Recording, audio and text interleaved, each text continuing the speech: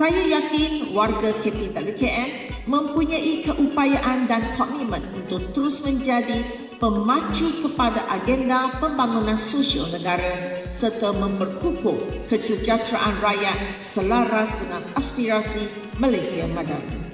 Akhir kata, sekali lagi saya mengucapkan tahniah dan syabas kepada semua 642 penerima anugerah Perkhidmatan Cemerlang tahun 2025 serta 206 orang pesara dan bakal pesara yang diraikan pada hari ini. Semoga kecemerlangan yang diraikan pada hari ini terus menjadi pembangkit kepada budaya kerja berprestasi tinggi, berintegriti dan berteraskan nilai kemanusiaan.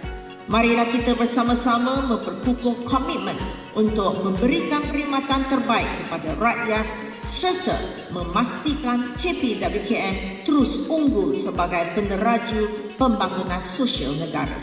Kepada para pesara, terima kasih atas segala jasa dan pengorbanan yang telah dicurahkan kepada perkhidmatan awam dan KPWKM. Sumbangan tuan-tuan dan puan-puan akan sentiasa dihargai dan dikenang sebagai sebahagian daripada legasi yang telah memperkukuh peranan KPWKM dalam memperjuangkan kesejahteraan rakyat.